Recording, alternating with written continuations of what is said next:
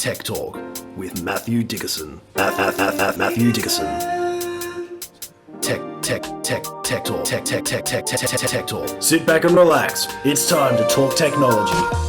Hello, listeners, thinkers and dreamers alike.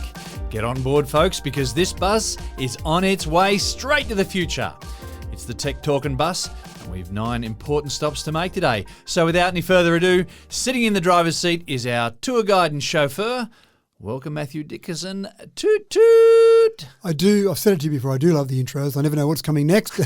And it gets me thinking about things along a different train, excuse the bad pun with your toot toot, but it gets me thinking about different trains of thought and different ways to introduce things. And after this many episodes, 170 or thereabouts, you're still coming up with different intros. Well, I try to be original each time, but has anyone ever had a really original thought? Maybe Albert Einstein. Maybe. Oh, look, I'm happy with your original thoughts. I think they're pretty original. Thank you. They're original enough for our purposes. That's right. They do the job for me anyway. All right, folks, got your seatbelts fastened.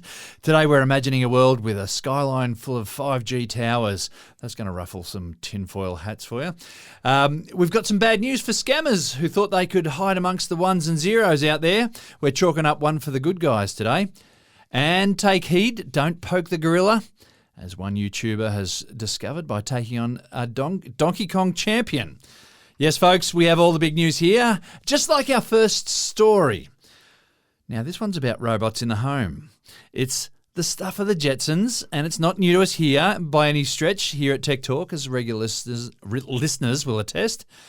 The think tank at Apple have heeded the call, and Matt, I don't want to get into people's hopes, I don't want to raise their hopes too high, but a robot butler just may be around the corner. It's been around the corner for years now, hasn't it? I know it has, but I mean, this is sounding tempting. It is sounding tempting. We all think of Rosie, of course, the Jetsons. Yeah. Actually, and we keep referring to her. We do. I want to know for us at all why the Jetsons had to live up in the sky. Now, we think it's some futuristic thing, but maybe there were so many problems down at the ground level they had to live up in the sky. They wrecked planet Earth. Did the Jetsons, did anything of the Jetsons ever happen down on Earth? I can't remember. It was all up in the sky. So maybe what we think is a futuristic world is really some sort of... It's a dystopian. Terrible world down below. If ever they focused the cameras down lower, maybe it was a terrible world, so they had to live up in the clouds. But that's digressing ever so slightly here. So, Rosie, we love the idea of Rosie. Let's go down that path. Apple have... Well, actually, I think Apple lost their way, and it's not just me thinking this, but when Steve Jobs died, Apple lost some of their edge, some of their innovation. They were really known for leading the way with so many products, and they just seem to have lost their way ever so slightly. They almost seem to be a bit of a follower now, and I still think they're good at refining products, but not really leading the way with products. And Steve Jobs cracked a fair sort of whip, didn't he? I think it's a pretty big person to replace, and so maybe that's being incredibly unfair to Apple because Steve was Steve. But I think Apple are trying to get that mojo back, and maybe this is one of the ways. Now, they were working on an electric vehicle project for some time, and I find it intriguing that they didn't come up with their electric vehicle because other companies have been able to do it. It's not as if it's completely unusual. They had a project known as Titan, which was going to be basically an Apple electric vehicle, which sounds fine. As we know, electric vehicles seem to be software. You put a bit of wheels, electric motor and a battery, and you've got an electric vehicle. So surely they could have done that. Yeah. But they didn't ever seem to continue on with that project to the point now where they've just pivoted 2,000 employees, 2,000 mind you, from their Titan car project across to robotics, AI, other things they might think might be able to be delivered in a shorter time frame and also maybe more in line with what Apple wants to do. Well, there's potentially less competition than in the EV market, maybe. And maybe that's part of their decision. Maybe they've looked at what's happening in China, what's happening with Tesla. More of a niche market there, Yeah, maybe. So you've got Amazon have got Astro, so they've got a wheeled robot, but I think the general process That's here straight out of the Jetsons too, isn't it? It is, isn't it? Yeah, right, okay. Which is fine until you get one step in your house and then that wheeled robot isn't much good. You're a bit like having a Roomba and saying go down the stairs and vacuum up the stairs. Well, it's not going to go so well. Roomba and the Daleks are all caught on That's ground right. floor, aren't they? I don't know why Doctor Who had so many problems with the Daleks. Just go down some stairs. That's it. You're done. So I think bipedal is where they're going to go to with Apple, but they've made no announcement. They've just talked about the fact that things are happening, the full functionalities, the release date, the pricing, they're all unclear at the moment, but there's a bit of hype around this. And Apple don't always get their products right. Remember AirPower, there's going to be one pad that you can put all your products, your watch, your phone, and just put it anywhere. They announced that. They showed it off at one of their launches, and everyone's waiting to buy it, and then a few years later they quietly just shelved it. Whoops. So get it away. Hopefully that's not going to be the case here. And really, the potential uses for a robot. What are we going to do? Are they going to be making us dinner, cutting up a salad, cooking that steak to perfection? Conversation. It might be a lonely conversation. People I know speak already to their AI tools, so that might be a thing. Picking up the clothes off the ground, ironing. Ironing's a pretty challenging thing for a robot to do. Doing the washing, whole range of things. Is that what they're going to be used for? Or is it going to be some more basic things, maybe helping people with vision loss or dementia, maybe helping them around, so focusing on the very needy rather than the people who just want to have a bit more luxury. So where they're going to go with all that, not sure. But I do think they feel like they've been left behind a little bit with the AI, with Google and certainly Microsoft. I think they feel like they've been left behind a little bit. So they want to catch up a bit there. So there's some interesting things here, though. When there was a recent survey done, 61% of adults said they were uncomfortable with the idea of robots in their home.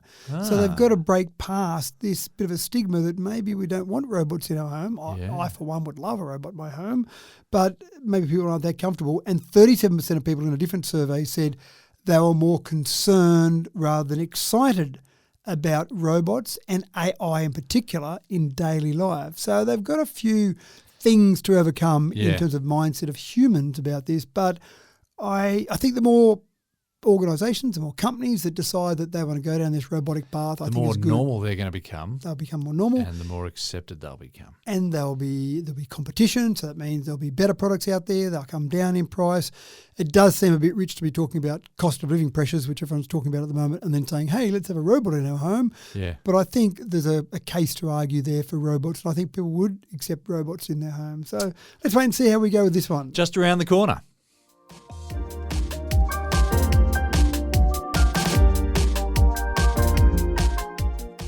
Put away your tinfoil hats, folks. It's time to hug a 5G tower today.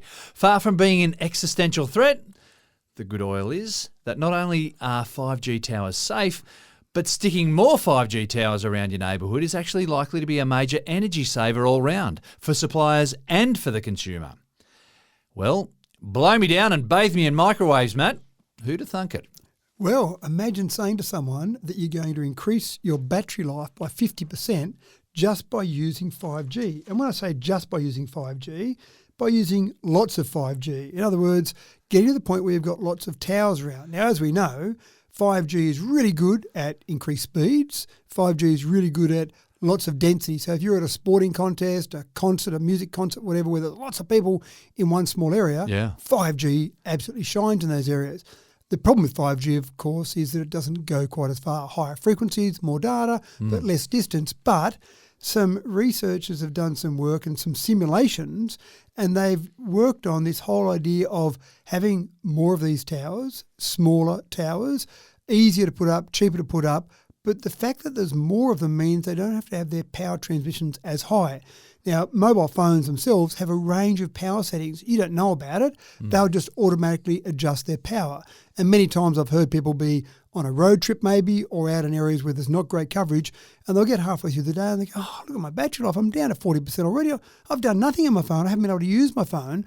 And that's because the phone has been searching for towers or trying to find a tower that's a further distance away, so it's had to increase its power settings to try and communicate with those towers, so that's chewing up your battery. In a big metro area, a city where you've got lots of towers around, you might get better battery life.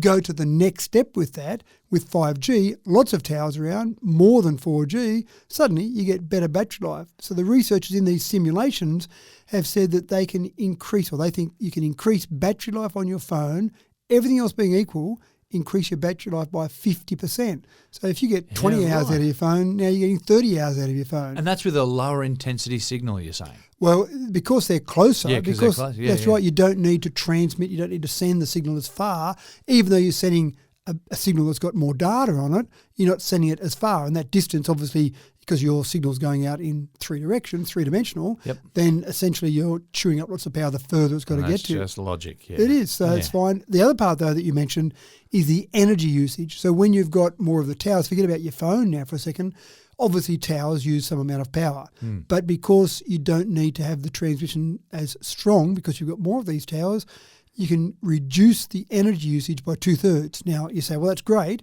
but you need more of them. So how does that balance out? If you needed 10 times as many towers and you had 2/3 energy usage, well, that wouldn't be any good. But in the simulations they've been doing, this is out of the University of California, if you did the simulations and look at those, then the overall energy usage is down, not by 2/3, but because each tower is down by 2/3, the number of towers you need increases, the overall power usage is down. So that's a good thing in terms of 5G and from a phone perspective as well. So getting better speeds, getting better density or phone density and reducing power usage overall, increasing battery life. The only thing not to like is the fact that microwaves are bombarding us with 5G. No, I'm not going there, James. I'm not going there. Yeah, just to clarify, microwaves excite fluid molecules and so they make them vibrate more, but they've got to be of a particular intensity to do that. And that happens in a microwave oven. It doesn't happen at a 5G tower. So are you saying don't put your head inside a microwave oven? Is that the advice here? That's probably if you don't stick your head in the microwave oven. They've got Gaussian cages on their front screen too, so they're not leaking microwaves all through your kitchen and stuff and cooking your body.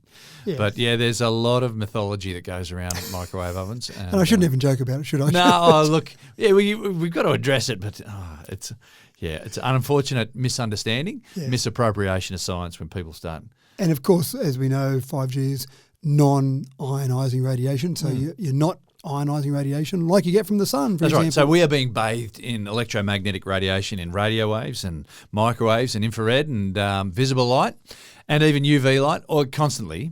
But none of that is ionising until you get to the UV spectrum. Yeah. And we know all about those and melanomas and stuff. Yeah, exactly right. So it's okay, folks. Lots of 5G towers. Okay. It's okay. Things are going to be okay. In fact, it might even be better than you thought because you've got all these advantages there. Well, all of a sudden your battery life has gone up and you've got a better signal too. Yeah, exactly right. So quite fascinating.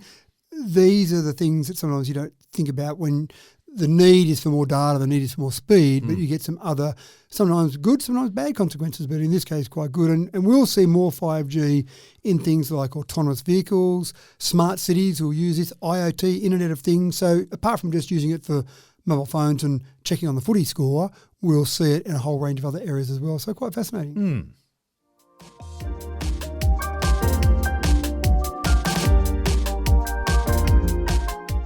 It's Scam Alert time, folks. Although this time the story is retrospective and the mongrel at fault has been apprehended. Be warned, scumbag scammers, you're next. Now, Matt, it's not for us to be neither judge nor jury, but 17 million fraudulent text messages warrants a fairly public paddling, doesn't it? In a week, James. That was just 1 week. Wow. Imagine how many weeks and how many Take him to the town square and bring me the cricket bat. That's right. And the town square in this case is Campbelltown Local Court. Right. So he's going through a court process. But it's one for the good guys, James. We often talk about some of the scams and be warned about these scams and look out for these scams. But this is one where facing charges, and I won't mention the person's name, but facing charges at this stage, hasn't been convicted, so it's alleged at this stage. But when the police made a raid on this person's house, they found some SIM boxes. Now, a SIM box might just be somewhere where you think someone keeps their SIM cards. Well, a SIM box has about 250 SIM cards, but they're active SIM cards. Yeah, why do you need 250 SIM cards, Matt? That's right. And that's a fairly big bit of explanation you've got to make. That's right. And when those 250 active SIM cards in your SIM box are plugged into a computer, and then there's a little program on there that's sending out text messages via this, you can generate about 150,000 messages a day from one SIM box. Have a few of those sitting around the house, you really have to say, gee, your mass marketing campaign, how's that going? I don't think you're using it for that. I think you're using it for some form of scam. So that's what they found in this gentleman's house. They found a few SIM boxes. They found multiple hundreds of SIM cards, active SIM cards, and they found a whole bunch of equipment in there that was being used for essentially sending out scams. Now, the scams in this particular case were the Australia Post scams. You've got a parcel, click on this link to get it. Yeah. Or the linked LINKT scams, which are the ones where you've gone through a toll and you owe some toll money. And I started thinking about it, 17 million text messages in a week. There's only 25 million people in this nation. So even if he had every mobile phone number in the nation or just going through a series of phone numbers, just basically counting through the numbers, hoping you'll get one that's actually active, you're able to get to probably every Aussie every couple of weeks. So you could be sending out text messages. This is one person, mind you, James, not like they've discovered a whole ring. Me. It's one person could be getting a text message to every person every couple of weeks. Again, there's some flaws in my argument, I realise there, but it gives you an idea of how powerful just one person could be in the whole scam process. So fantastic. Strikeforce Canby, KANBI, set up by the State Crime Command Cybercrime Squad, has basically gone through and found this particular person, but we hope they'll find some others as well. What I think is actually a good but maybe a bit disappointing in this scenario is they found this person and this person's in Australia, and it's much easier for our law enforcement in this nation to go through a process and have someone turn up at Campbelltown Local Court. The frustrating part is that many of these scammers are not sitting Australian. on our shores, sitting in somewhere overseas. Maybe we don't have extradition rights with those particular countries. So well done to the police in this scenario. They've caught someone here, but there are people all over the world. I wonder how you track someone down, how you discover that stuff. Yeah, that's right. And then even when you do all the good work and insider discover it, information. then you say, we haven't got rights to get that person out of that country. I don't know. As far as I can work out, this person was using these fraudulent text messages in this nation, but I don't know whether they were sending them overseas as well. At 17 million a week takes you a few more weeks to get through the whole world, but I think they were focusing on Australia. But yeah, I mean, we've got pretty good law enforcement here, so I don't know why you do it in this nation. Go and be overseas. Not that I'm encouraging people to do that, but go overseas and do it. No, we're not giving them ideas. That's right. But look, good work to our law enforcement. Absolutely. The unfortunate part is you remove one person out of the equation and there'll be another 10 that will jump into that void pretty soon. But if we talk about ones where they are caught, then hopefully some people say maybe just a 9-to-5 job isn't such a bad idea after all.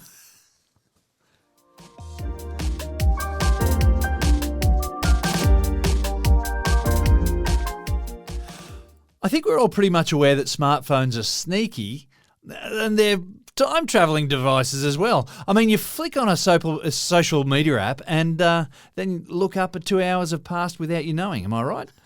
Smartphone addiction is real and it's costing consumers time and sleep and headspace for a start. And so, Matt, it looks like it's AI to the rescue in this case. Well, I'm actually in two minds about this one, James. We've got a problem with people, exactly as you say, losing hours, losing days of their life. Just quickly have a look on Facebook or whatever, and then it's 2 hours later. You blink and it's just time gone. So what's the solution to tech addiction? More tech, obviously. And that's exactly what they've done here. They've been doing some work with some different AI systems, and I'll talk through some of the different ideas they've had so far, with the idea here with some AI addictions to try, not AI addictions, with smartphone addictions to try and use AI to actually combat that. And they've tried a few different scenarios. So the first thing they've done is they've got this idea where they'll send a pop-up, just a pop-up on screen, and for you to continue using the app you're using, you've got to put in a PIN. So not too complicated, but it's just a bit of a, let's break the addiction here. Let's just put something in place to go, James, you've been at it for 2 hours now. Yeah. Hey, just hold on a bit there, buddy, and just think about this for a little while. So what they did... None of these videos are actually important. That's right. And they're probably not even real. So they did, first of all, they got a bunch of university students, who better to do the testing with, and they did an initial 2-week phase where they just monitored their app usage. So we're not going to do anything.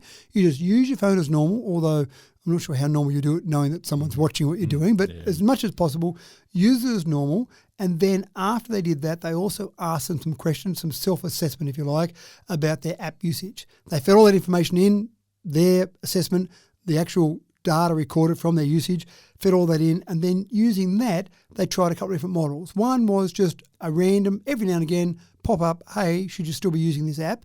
And the other one, of course, was personalised based on that person's information, their data, how long they're using certain apps. And if they're using one app that they don't use for long, AI left them alone. If they used other apps they did use for a long period of time, they started to basically cut in. So they did some testing over 4 weeks then with these same people to see how they went with all of that.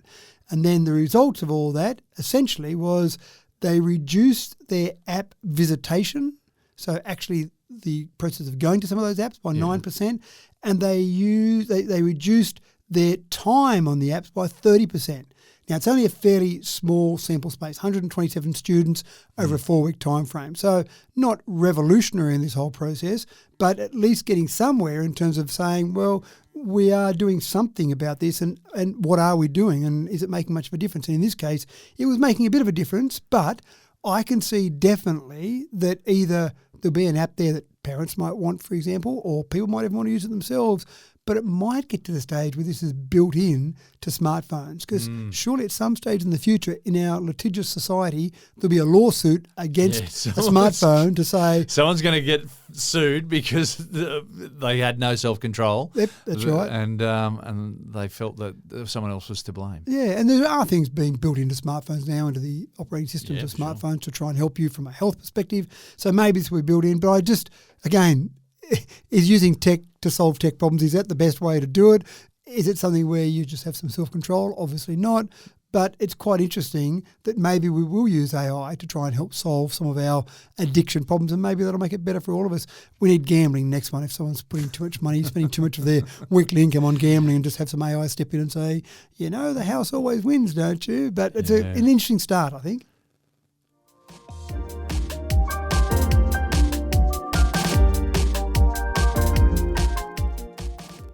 Do you know someone who loves to tell a story but is just shocking with names, dates and faces?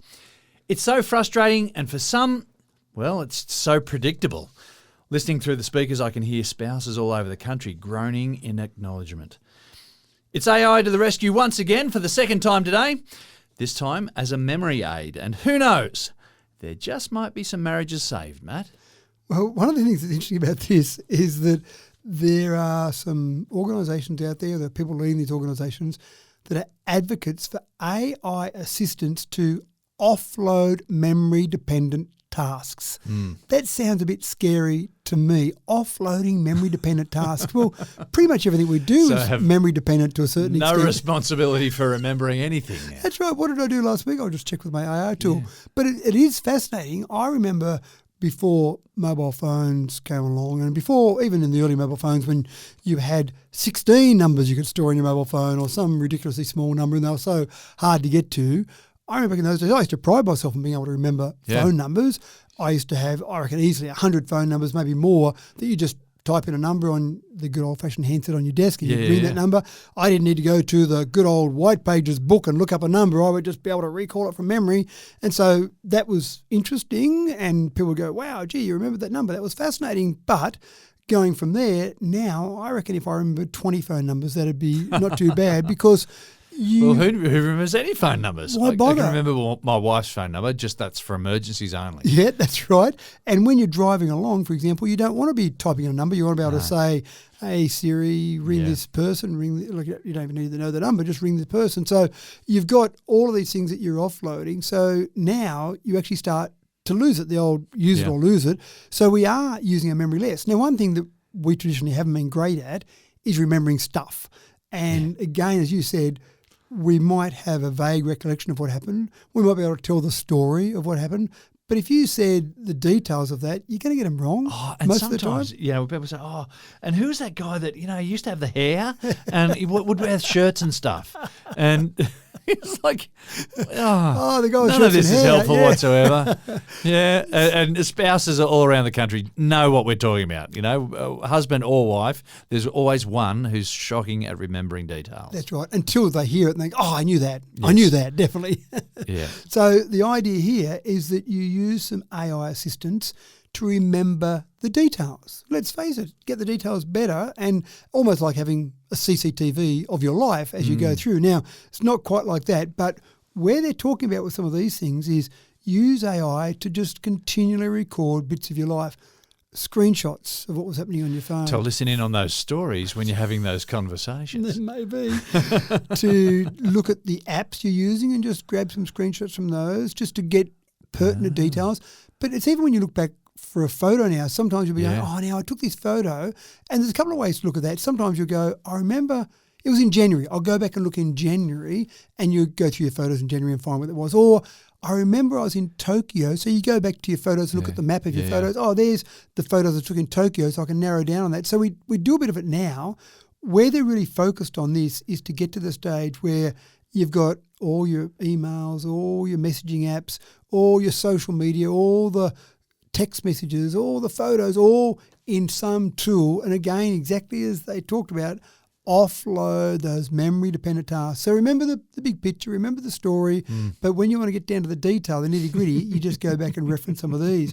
The real challenge here, actually there's two challenges. One, the real challenge is making it seamless. That's the first challenge. But the real challenge is we want our privacy, but we want our convenience. Yeah. And I've found in the past, typically humans, you give them a privacy versus convenience conundrum, and they'll go the convenience option. Yeah. When pins were first on our phones, it's too hard. It's too complicated to put that in. Anyway. I'll just have no pin, but hold on, you've got information on your phone. Yeah, whatever. Oh, no one wants my information. So getting to the stage where it's seamless, easy to use, but protecting your privacy, that's the real challenge here. So I'm just thinking about those late night campfire stories now that are going to have another voice chiming in every now and then. Oh, that was Johnny. Or that was in December last year. That's where it needs to be. Yeah. Gonna be, or worse. Your phone chiming in every now and then. When he goes, who was that guy? And he goes, it was Michael Jones. I think it's going to be worse than that, because you've got those friends that just like to add a little bit to those stories, a little bit of hyperbole, exaggeration. It's the Aussie way sometimes. So you can imagine telling a story. And then we had 5 guys go down, and then the phone goes. What details are remembered are also the exaggerated. Well, no, but the phone might have your real information. Yes, so and do actually, corrections. It wasn't 5 guys that came down. It was only 2. Oh, shut up, will you? I thought it was 5. Shut up, phone. That's right. What do you know? So I just think this is a fascinating way of being able to recall our life. Yeah. I still love looking back at videos from our kids, and I remember this video that one of my kids did, and we did this, and I find the video and I go, it's not quite the way I remember it. No, I didn't do that at all. So anyway, Someone's tampered with this video. that's right. Obviously, AI has been at the job here. So it is fascinating, though, getting that stage where we don't have to rely on memory so much. We don't understand memory that well. We don't understand how our brain remembers things, and it gets a bit murky on there, but we're great at telling stories. So let's get the real data added into our storytelling capabilities, and you get someone that's a smart aleck know-it-all. It's one little less bit of thinking that we'll have to do. Are we training humans to not have to think? So are we getting to the point where we can use our brains for other things, or just become lazy? I don't know. Maybe we can use our brains to be really creative and solve big problems of the world, not relying on memory so much. And it's actually interesting. I have this debate. I love this debate. When I've been setting up, say, Rotary debates, just as fun debates, this is one of the debates I'll sometimes use. When you talk about someone being intelligent, someone says, gee, Billy, he's so intelligent. Does it just mean he's got a good memory? Is that what intelligence is? Being able to solve problems, being able to think creatively, do people respect that from an intelligence point of view? Or is it really, he did well on that exam because he remembered those chemical formulas that are really hard and complicated to remember? So look, I've had students come to me who are all excited about chemistry because they can recite the periodic table. Yep. So there's no point in doing that because we give you one in an exam. That's right. Why'd you bother with that? Yeah, and so this is the thing, isn't it? We have so much information that we can use. How do you use that? And so remembering stuff now, and I actually think even more so now, I actually find it a bit drab at dinner party sitting around talking about things, and people talk, now, what was the story with this? And someone pulls out their phone. And no, don't pull out your phone. Let's do it like the olden days. well, come up with the details is what I was thinking, James. No, I love it. But what is intelligence? That's a really interesting debate. Yeah, what is intelligence? Is it just remembering stuff, or is it being able to apply that? The application of remembering. So if we take away all the memory part, then maybe our application side becomes much better. So our brain is used for that rather than just remembering stuff. Perhaps. I guess it's going to be a wait and see.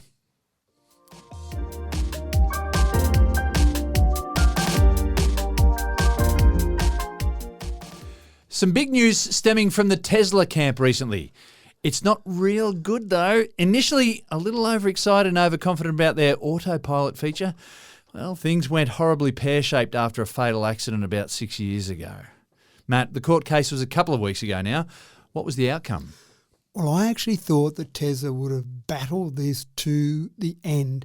They wouldn't have wanted anyone, any court, anywhere to say, actually, you are liable because you kind of called it self-driving. So maybe people think it was self-driving. What the heck? Because it kind of seems to intimate that, doesn't it? So in this case, they did go along for a little while, had their court battle, and then settled out of court. Now, again, the only reason they would have settled out of court is because they thought, we're not going to win this one, and if we have a judgment against us, then that's not real good for all those other accidents that might have occurred, so let's go and settle out of court. So this is back in 2018, you said correctly there, 6 years ago. There was an Apple software engineer, we'll call him Walter, and he was driving along with Tesla's Autopilot on, had a crash, and looked very unfortunate. He died, and that's terrible when anyone dies in any circumstances. But the family said it was Tesla's Autopilot fault. Tesla said that he wasn't paying attention, and the family argued, well, he shouldn't have needed to because it was Autopilot. You say that. But, of course, they do talk about the fact that you should be paying attention, you should have your hands on the steering wheel, you shouldn't be playing games. There's accusations about this guy playing games, all sorts of things. The bottom line with all of this is that it's not ready yet. And if you're going to use Autopilot, and I certainly use it on my Tesla, if you're going to use Autopilot, you still need to follow the instructions. You need to read what it says, pay attention. It's a good driving aid, but it's not able to take over yet. But it's still a long way from taking over, I think, at this stage. So it's interesting. I think that lots of car companies would love to nail this. There are lots of companies out there working on self-driving, fully autonomous driving. You've got taxis out there. We've talked about them in limited areas. Tesla, of course, have got their robo-taxi that they're starting to use. They're launching this in August this year. So, I don't know. It shows how clever we are to be able to drive a car and mostly drive a car safely from point A to point B. Sometimes people die. That's obviously bad, but we mostly get it right. Well, this is also 6 years ago, and a lot has happened in technology in that 6 years too. Yeah, and we seem obsessed with this, don't we? We seem obsessed with this idea that we want cars to drive themselves. When people talk about autopilots, robo-taxis, we get excited. Yes, that's fantastic. That'll solve a big problem. And it will, because people do die. Unfortunately, people lose attention, they fall asleep, they lose control, they drive too fast. Humans make mistakes, but we get it right a lot of the time. I'm thinking sometimes I'm driving on the highway, there's half a metre between my car doing 100 k's an hour and a car coming at me doing 100 k's an hour. And most of the time, I haven't had a head-on collision, so most of the time I'm getting it pretty right and the person on the other side is getting it pretty right as well. Autonomous driving, it's still some way away. But in this case, it's fascinating to see that Tesla said, we're obviously in a bit of trouble here, we'll go and pay out of court. No one knows how much it was, of course, but it was obviously enough to keep the family safe. No matter what happens, though, it still didn't bring back Walter, unfortunately.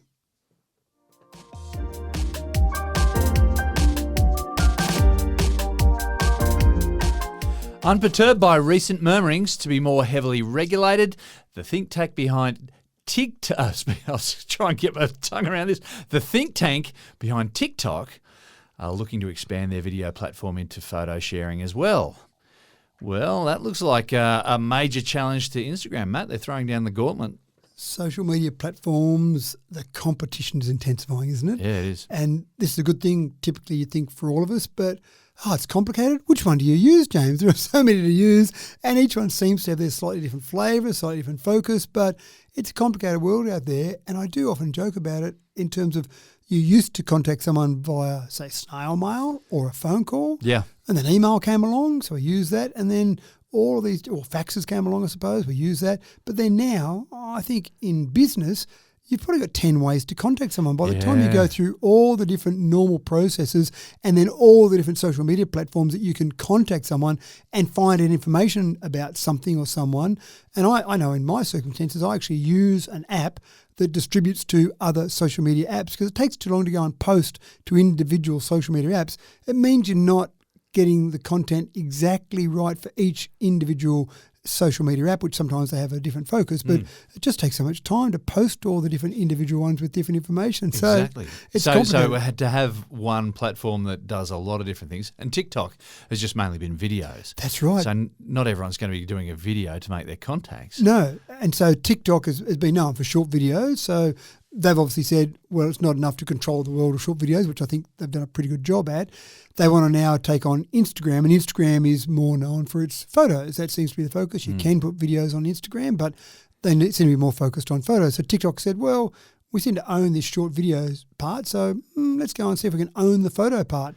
So well, the other thing that gets me is that TikTok, there's been a fair bit of pushback against TikTok just recently by governing bodies and whatnot, for them to say, well, okay, but we're now going to expand a little bit. Well, I don't think they care too much about some government yeah, departments saying we don't like TikTok, we don't trust TikTok. It's owned by a Chinese company, which does any company in China really own something? Is it always the government? Yeah. Maybe I'm getting myself into trouble saying that. Okay. But ByteDance, BYTE, ByteDance is the parent company of TikTok. But again, they're a Chinese company, so that's where some government departments, particularly US government departments, aren't that comfortable. In fact, I think they ban all their employees from using TikTok for anything official. So you're right, there's that part of it. But again, TikTok says, look at the users we've got. We don't really care if some government departments aren't using us. But how can we expand? How can we take over more of the market? Because they're all in competition. They're all trying to take over more of the market. It's not good enough for any of them to say, we've got our market segment. We're okay. Thanks very much. And I suppose that's the nature of business, isn't it? Every business says, we're ruling that market segment, or we're going well in that market segment. What else can we do? And that's why we see these huge multinational companies grow. But TikTok notes, keep an eye out for it. There'll be a new domain, photo.tiktok.com, photo.tiktok.com, linked to TikTok. So basically, the whole idea here is that you'll see a focus from TikTok sometime in the very near future on photos being part of it, not just their short videos. So again, squarely aimed at Instagram to try and knock out Instagram. Yeah. So, and look, some people might prefer static images over videos. Personally, I don't watch many videos. I don't have time to watch videos. If I'm trying to catch up on some information, it is more photos than text. I can quickly read a bit of text much quicker than I can watch a video. A video sure gives you more information, but who's got time? If I see a video come up 10 minutes, I haven't got time for that. I want to look at a photo or watch something I could read very quickly. But these videos, as we said already, they're only short little minute videos and whatnot. So, that's right. The TikTok ones. But it'll be just. Right. I think it'll be very interesting to see what happens as a result of this. How the dynamic changes. Will they steal users of Instagram because of this? I don't know. And will Instagram fight back and say, we'll really try and take on the short video market now, tit for tat, so they might go back and forth there. But it's such a complicated world with so many different social media apps. And for some people, they've got their favourites and that's it. They don't know what's going on others. They wouldn't even think about using others. But for some, that's what it'll be. So keep an eye on TikTok and their notes that'll come out very shortly.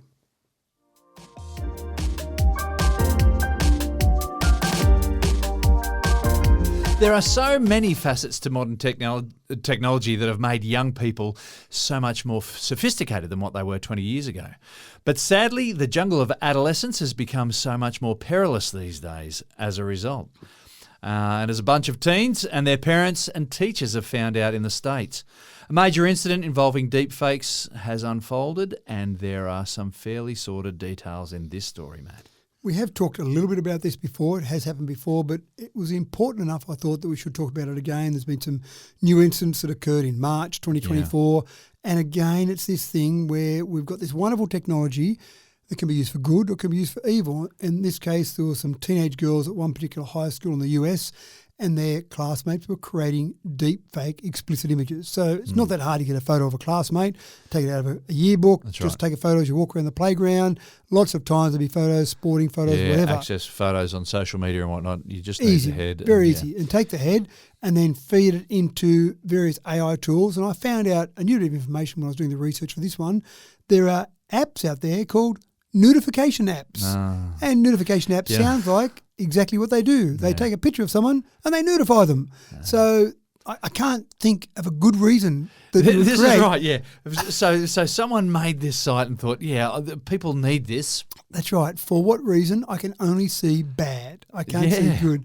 So I know there's a lot of work done here in Australia and in New South Wales schools where it's all about educating the young people and saying, giving them reasons and explaining to them what can be done. Yep. We're not hiding anything, because if you try to hide stuff, it'll be found anyway. Yeah. So, just saying, you can run yourself into big trouble.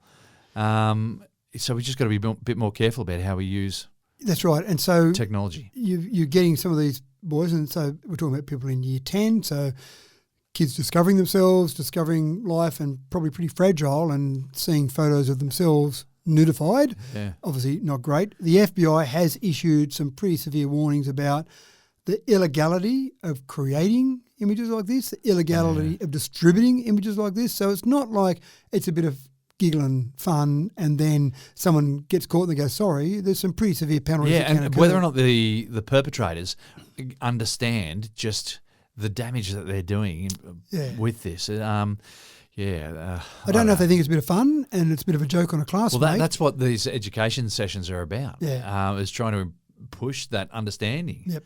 So some of the schools have gotten to the point where anything they find, they're just immediately expelling people. So there's been some kids expelled out of some of these US schools. Yeah. Some other schools are saying we need stronger AI policies in our schools because we don't have that automatic expulsion process.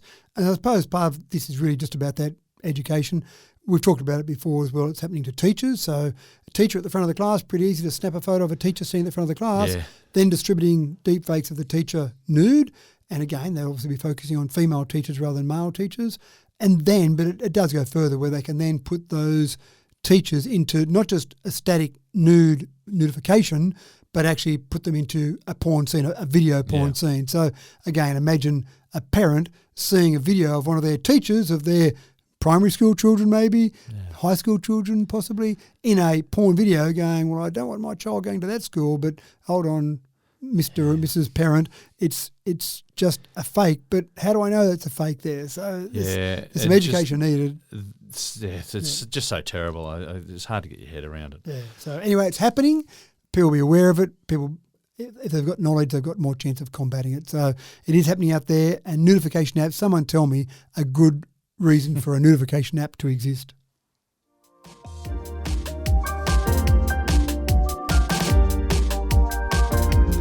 I believe there's an age-old proverb that goes something like, "Hell hath no fury like an arcade gamer scorned." Indeed, when a high scorer's honour is at stake, and when the game in question is a Nintendo classic from the 80s, well, you'd better believe it'll make world headlines. It's on like Donkey Kong, folks. Matt, are you ready to rumble? I don't know that proverb, actually. It was something like that. Very similar. So it's fascinating. So much happening around Donkey Kong and other games as well, but there is so much debate around this particular one. Billy Mitchell is a professional gamer. He's been named as the Game of the Century. I don't know whether he called himself that. It sounds like the sort of name you give yourself. He has got videos that it pops up and says Billy Mitchell, Game of the Century. Right. He's claimed in a couple of different videos about the fact that he's got the highest score. Now, it's been surpassed since, but had the highest score in Donkey Kong and a few different games that he's played there. There was a well done, Billy. A video of him. Again, you've really put your life to good use here. There was a couple of videos there where he had high score and then beat his high score. We're talking about over 1 million points here. I think the latest high score he had was 1.062800 points. I don't remember ever getting near a couple hundred. Well, I don't remember getting near the 10,000 in Donkey Kong back when we were playing it back in the early 80s. It used to clock over every time you hit 999. So once you got to 1,000, I remember it used to clock and then it'd go back to the start. I can't remember what it clocked over at. But so anyway, Billy Mitchell said he had a high score and had videos to show that, or supposedly videos to show that, of the play. But the big argument here, James, is was he doing it on genuine arcade hardware? Easy to do it if you do an emulator or a simulator. Easy to do it. It gets down to this level.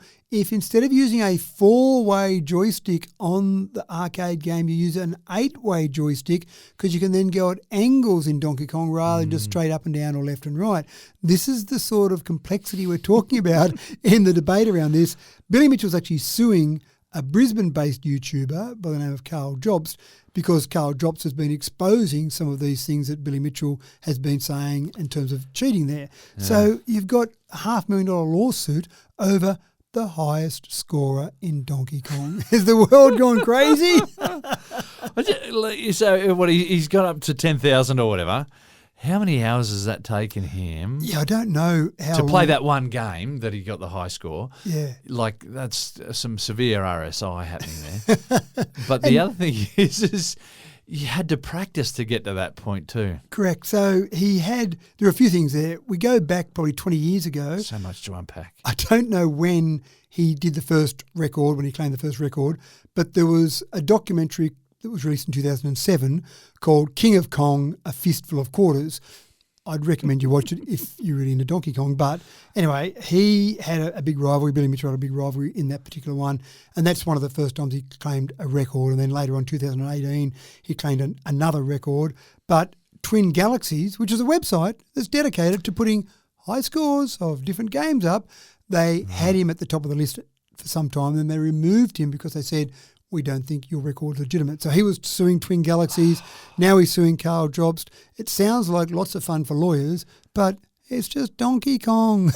I guess if you've dedicated years of your life to a particular cause and then someone doesn't believe that you've achieved your goal, then that's going to be shattering. But maybe you just need to find a new goal, really.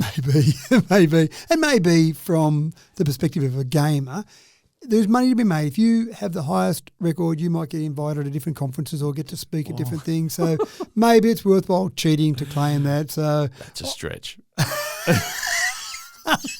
There are some good conferences out there that are okay. You don't think there's big money to be made? Have a speaking circuit on being the highest scorer in a game? Given that some of these morning TV shows that will interview someone who did something for an instant, once and it got filmed on YouTube or whatever, then they'll go and interview them and there's nothing to talk about other than, hey, I saw you do something really clever for an instant. So maybe you're saying to me there's not a living to be made here. I can tell my kids to stop practicing. Well, if there is, we're all in the wrong game, quite clearly. Yeah, that's right. But look, I suppose the thing I'm fascinated by this is that it's Donkey Kong. It's a simple game. We all played it when we were kids for 10 minutes here and there at an arcade. Yep. But to think it now gets into $500,000 lawsuits about who had the highest score. I mean, I'm sure people at the fish and chip shop I used to play Donkey Kong at said, "Oh, did you hear? Jimmy got 5,000." Oh, no, I've got better than that. That's about the extent of the arguments. Can you imagine having to be the judge to preside over this and just stare at these people going, well, there are just so many other ways that we could all be spending our time That's right right. now. I've spent years studying law. I want to make sure the right things happen, and here I am presiding over a case where someone's arguing about the highest score. Reckons that they won't believe that he's the top scorer. Yeah, that's right. The judge should just say, let's prove it. In the courtroom, we'll bring in an arcade game, and away you go. We're going to watch him for the next 8 hours. That's right. It does seem crazy. Well, as we hurdle the last barrel and scoot up the ladder to the top level, looks to me like we've clocked this baby once again, Matt. Chalk up another one to you, me, and a crazy little Italian plumber. Well done on another cracking tech talk, Matt. I was only dressed up as Mario a week ago doing a dancing tune to Mario, but I was a more modern version of Mario. I had more pixels. Well, my biggest takeaways from this week were that scammers don't always win. That's A. B, that I shouldn't need AI to tell me when enough is enough. And C, I remain convinced that this Gen Xer still has no need for TikTok yet, photo capability or not. Thanks for tuning in to Tech Talk with Matthew Dickerson. This podcast is recommended with a dollop of tomato sauce and chips on the side. Thank you very much. I'm James Eddy, and as always, it's a pleasure to bring you each episode week upon week, and we hope to do so for some time to come. But it'll be so much better if you just invite one more friend along for the ride next week. Hope to catch you all, including the new guy. Bye for now.